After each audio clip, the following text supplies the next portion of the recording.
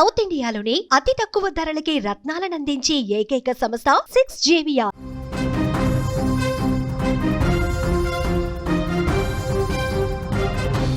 Russia నుంచి oil కొనుగోలు చేస్తున్న దేశాలపైన మరొకసారి ఆంక్షలు విధించాలని అమెరికా ఆలోచిస్తోంది. మళ్ళీ ఆంక్షలు విధించి రష్యాని ఆర్థికంగా దెబ్బతీయాలనే ఆలోచనకు వచ్చినట్టుగా తెలుస్తోంది. ముఖ్యంగా భారత్ని టార్గెట్ చేస్తూ అమెరికా చాలా కీలకమైన నిర్ణయాలు తీసుకునే అవకాశం కనిపిస్తుంది. స్కాట్ బిసెంట్ ఎవరైతే America treasury secretary Scott Bessent ఒక కీలకమైన వ్యాఖ్య చేశాడు. అమెరికాకు సంబంధించిన ఒక మీడియా ఛానల్లో భారత్పై మరొకసారి ఆంక్షలు విధించేందుకు అమెరికా సిద్ధమవుతుందనే విషయంలో ఆయన వివరణ కూడా ఇచ్చారు. నిన్న డొనాల్డ్ ట్రంప్ కూడా వైట్ హౌస్లో చాలా స్పష్టంగా విలేకరుల సమావేశంలో చెప్పారు. రష్యా దగ్గర చమురు కొనుగోలు చేస్తున్న దేశాలపైన మరొకసారి ఆంక్షలు విధించే అవకాశం ఉందా అంటూ అక్కడ జర్నలిస్టులు అడిగిన ప్రశ్నలకు అవునని సమాధానం చెప్పారు డొనాల్డ్ ట్రంప్ చాలా స్పష్టంగా ఉన్నాడు. భారత్ ఎప్పుడైతే రష్యా నుంచి చమురు కొనుగోలును ఆపేస్తుందో అప్పుడే రష్యా ఉక్రెయిన్తో యుద్ధం చేయడం ఆపేస్తుందని చాలా స్పష్టంగా చెబుతూ వస్తున్నారు. ఏదైతే ఫెడరల్ కోర్టులో ఈ ఆంక్షలపైన టారిఫ్లపైన చర్చ జరిగినప్పుడు ఇచ్చిన సమాధానంలో కూడా విచారణ జరిగినప్పుడు ఇచ్చిన సమాధానంలో కూడా చాలా స్పష్టంగా అమెరికా ప్రభుత్వం ట్రంప్ ఏజెంట్లు ట్రంప్ వర్గం చాలా స్పష్టంగా ఫెడరల్ కోర్టులో చెప్పింది.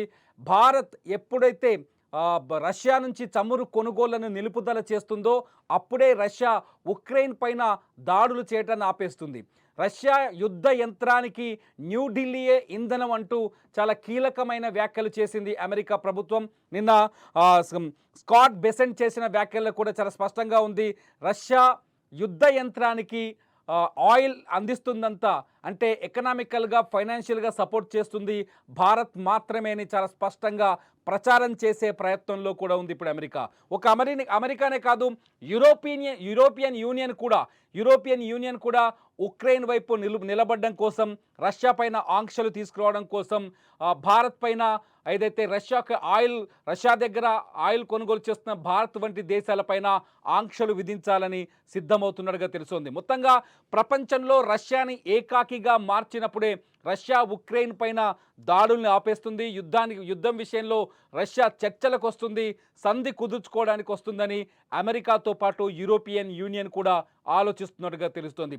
అమెరికా అతి త్వరలోనే మరొకసారి భారత్ పైన, చైనా పైన, రష్యా దగ్గర ఆయిల్ కొనుగోలు చేస్తున్న దేశాలపైన మరొకసారి ఆంక్షలు విధించేందుకు ఇప్పటికే సర్వం సిద్ధం చేస్తున్నట్టుగా సమాచారం అందుతోంది.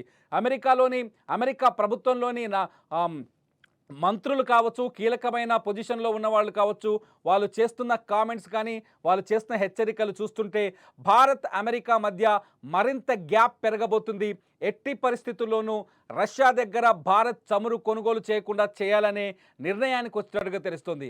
రష్యా దగ్గర చమురు కొనుగోలు చేస్తే, భారత్ ఒకవేళ చమురుని కొనుగోలు చేస్తే రష్యా యుద్ధాన్ని ఆపదని, ఉక్రెయిన్ పైన దాడి కంటిన్యూగా కొనసాగుతుందనే అనే భావనని ప్రజల్లోకి తీసుకెళ్లే ప్రయత్నం కూడా చేస్తుంది అమెరికా. అంతేకాదు ప్రపంచ వేదిక పైన కూడా భారత్ని టార్గెట్ చేస్తూ ట్రంప్ కావచ్చు, అమెరికాకు సంబంధించిన మంత్రులు, ప్రభుత్వ పాలక వర్గాలు కావచ్చు, భారత్ని టార్గెట్ చేస్తూ రకరకాల విమర్శలు చేస్తున్నారు.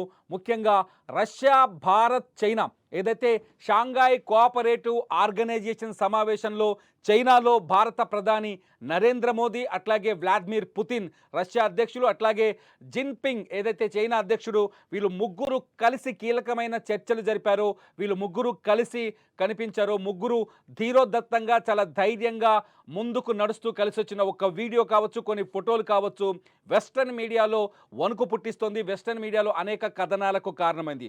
ఈ సమావేశం, షాంఘాయ్ కోఆపరేటివ్ ఆర్గనైజేషన్ సమావేశం అమెరికాకు కంటి మీద కొనుక్కు లేకుండా చేస్తుందనే చర్చ కూడా జరుగుతుంది. ఒకప్పుడు ఏషియా దేశాలకు సంబంధించిన వ్యాపార సంబంధాలు, దౌత్య సంబంధాల పరిష్కారం కోసం ఈ షాంఘాయ్ కోఆపరేటివ్ ఆర్గనైజేషన్ ఏర్పాటైంది. అయితే ఇదే షాంఘాయ్ కోఆపరేషన్ ఆర్గనైజేషన్ ఇప్పుడు ప్రపంచం పైన ఆధిపత్యాన్ని చెలాయించే స్థాయికి ఎదుగుతుందనే ఆందోళన అమెరికాలో ఉన్నట్టుగా తెలుస్తుంది. అందుకనే పుతిన్, మోదీ అట్లాగే జిన్పింగ్ల పైన 2 రోజుల క్రితం డొనాల్డ్ ట్రంప్ కొన్ని కీలకమైన వ్యాఖ్యలు చేశారు.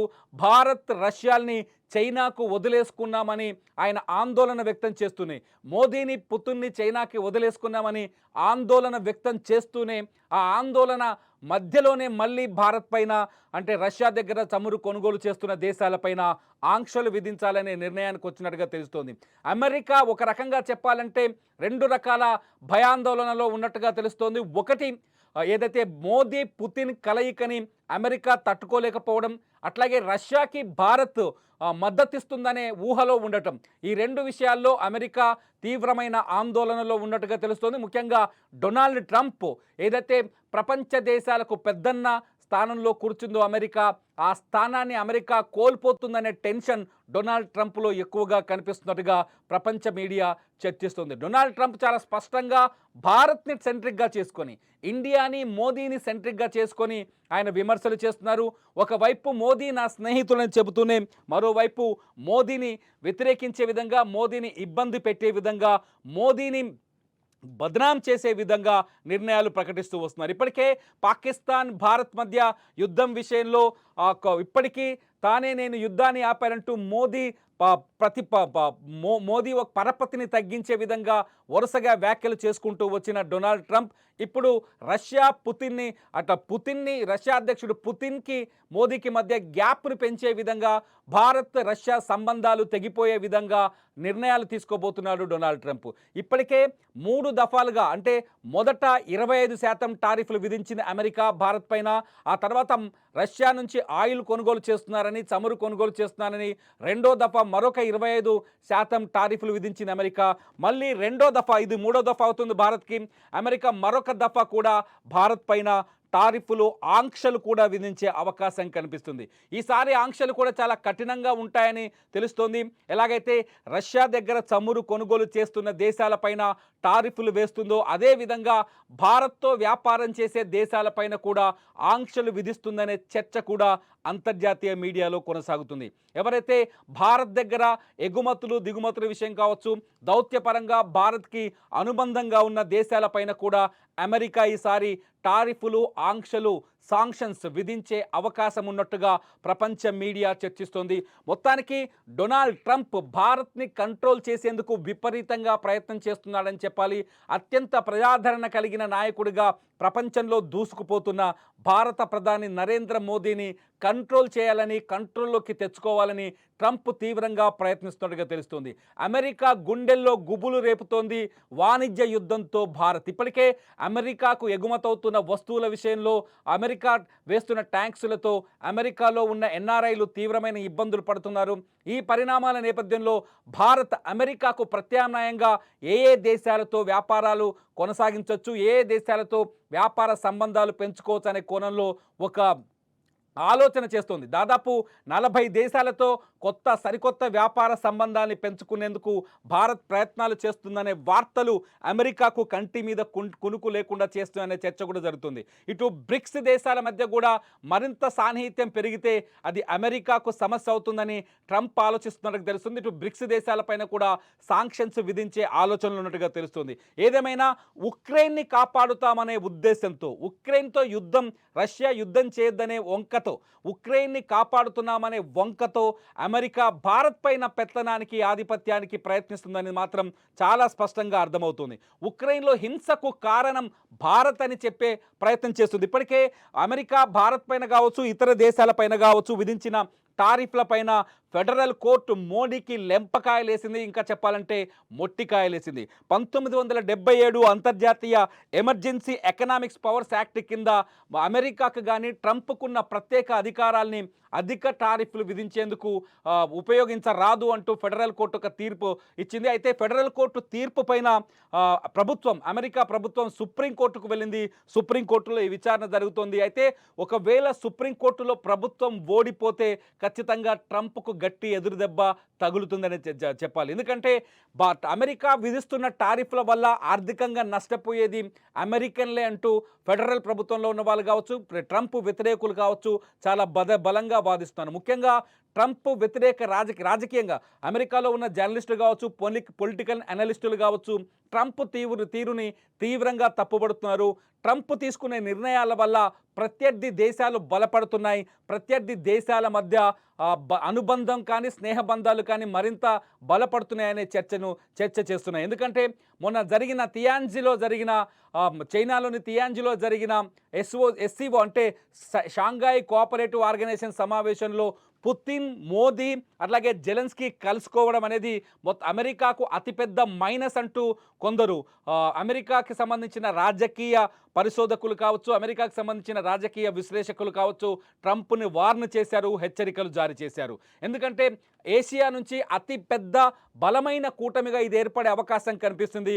ఒకవేళ ఏషియా కంట్రీస్ నుంచి బలమైన కూటమిగా అవతరిస్తే అమెరికా, భారత్, చైనా సంబంధాలు, ఒకవేళ భారత్కి చైనాకి మధ్య కొంత సరిహద్దు వివాదాలు ఉన్నప్పటికీ ఈ వివాదాలపైన కూర్చొని పరిష్కరించుకునే అవకాశాలు కూడా ఏర్పడుతున్నాయి. ఈ వివాదాలను కాదని కూడా ఈ రెండు దేశాలు చేతులు కలిపితే అది అమెరికా ఆర్థిక వ్యవస్థకు తీవ్ర నష్టం కలిగించే అంశం అవుతుందంటూ కొందరు అమెరికన్ ఆర్థికవేత్తలు కావచ్చు, లేకపోతే పొలిటికల్ నిపుణులు, రాజకీయ నిపుణులు కావచ్చు, వాళ్ళు అంచనాలు వేస్తున్నారు. ఈ పరిణామాల నేపథ్యంలో ట్రంప్ కొంత భారత్తో స్నేహ సంబంధాన్ని మెరుగుపరుచుకుంటారని, ఎందుకంటే మోదీని కోల్పోయినట్టు ట్రంప్ ఆవేదన వ్యక్తం చేసిన సందర్భంలో ట్రంప్ భారత్తో కొంత స్నేహ సంబంధాన్ని పెంచుకుంటారనే చర్చ జరుగుతున్న తరుణంలో మళ్ళీ అమెరికా ఇంకొక స్టెప్ తీసుకోవడం, తాజాగా మళ్ళీ రష్యా నుంచి ఆయిల్ కొనుగోలు చేస్తున్న దేశాలపైన మళ్ళీ ఆంక్షలు విధించాలని అమెరికా ఆలోచిస్తుందని ట్రంపే స్వయంగా వైట్ హౌస్లో సమాధానం చెప్పడం, అవునని చెప్పడంతో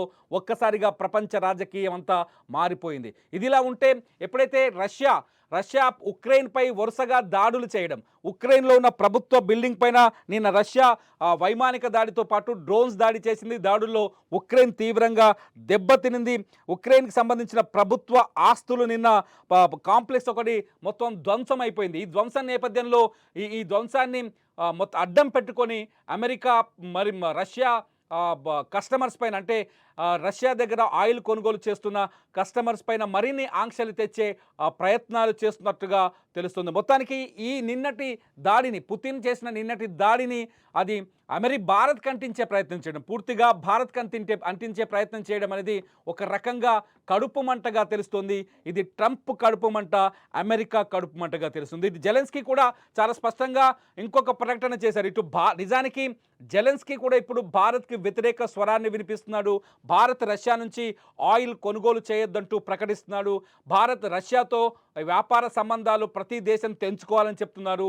భారత్ పైన ఆంక్షలు విధించడం, అలాగే ట్యాక్సులు విధించడం సబబే అంటూ నిన్న ఎవరైతే ఉక్రెయిన్ అధ్యక్షుడు జెలెన్స్కీ కూడా ప్రకటన చేయడం ఇప్పుడు చర్చనీయాంశం అవుతుంది. నిజానికి భారత ప్రధాని నరేంద్ర మోదీ చాలా స్పష్టంగా రష్యాకి, ఉక్రెయిన్కి మధ్య యుద్ధం ఆగిపోవాలని, రెండు దేశాల మధ్య శాంతి నెలకొలాలని ఆయన పూర్తి స్థాయిలో ప్రయత్నాలు చేస్తున్నారు. గతంలో జెలెన్స్కీతో చాలా స్పష్టంగా ఫోన్లో భారత ప్రధాని మోదీ సంభాషించారు. ఈ సంభాషణలో కూడా ఆయన ఇదే విషయాన్ని వ్యక్తపరిచారు. ఇటు ఎస్సీఓ అంటే షాంఘాయ్ కోఆపరేషన్ ఆర్గనైజేషన్ సమావేశంలో కూడా భారత ప్రధాని నరేంద్ర మోదీ చాలా స్పష్టంగా పుతిన్ ముందే యుద్ధం పైన శాంతియుతంగా ఆలోచించాలని, రష్యా ఉక్రెయిన్ పైన దాడి విషయంలో పునరాలోచించాలని మానవతావాదులంతా కోరుకుంటున్నారంటూ చాలా స్పష్టంగా మొహం పైనే చెప్పేశారు భారత ప్రధాని నరేంద్ర మోదీ. రెండు దేశాల మధ్య శాంతిని, సంధిని కుదుర్చడంలో భారత్ ప్రయత్నం చేయడం, అమెరికా ఈ ప్రయత్నంలో పూర్తిగా విఫలమైందని చెప్పాలి. అలస్కాలో డొనాల్డ్ ట్రంప్ పుతిన్తో సమావేశమైనప్పటికీ ట్రంప్ పుతిన్ని కన్విన్స్ చేయలేకపోయారు. పుతిన్ ముందు ట్రంప్ నిలబడలేకపోయారు. రెడ్ కార్పెట్ వేసి పిలిచినప్పటికీ కూడా పుతినే డామినేషన్తో వెనక్కి తిరిగి వెళ్ళిపోయారు. ట్రంప్ అక్కడ తోక ముడిచిన పిల్లిలా కనిపించారని ప్రపంచ మీడియా కోడై కూసిన సందర్భంలో అలస్కా చర్చలు పూర్తిగా విఫలమయ్యాయనే ఫలితం వెలుగులోకి వచ్చింది.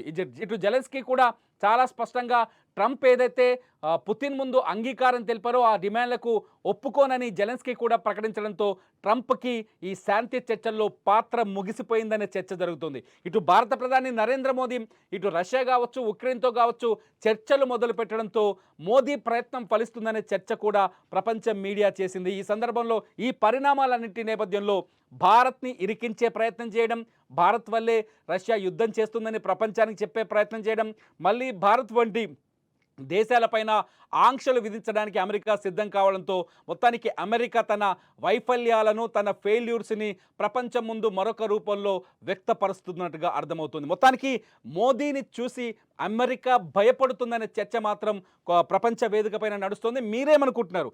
నిజంగా మోదీ అంటే ట్రంప్ భయపడుతున్నారా? భారత అతిపెద్ద ఆర్థిక వ్యవస్థగా ఎదుగుతున్న భారత్ని చూసి అమెరికా వెన్నులో వణుకు పుడుతుందని మీరు భావిస్తున్నారా? రష్యా ఉక్రెయిన్ మధ్య యుద్ధానికి భారత్ కారణమని మీరు ఆలోచిస్తున్నారా? అసలు ఉక్రెయిన్తో రష్యా ఎందుకు యుద్ధం చేస్తుంది? ఈ అంశాలన్నిటిపైన మీరు ఈ వీడియో కింద కామెంట్ చేయండి. చూస్తూనే ఉండండి లైవ్ అప్డేట్స్ కోసం సుమన్ టీవీ డిజిటల్ లైవ్.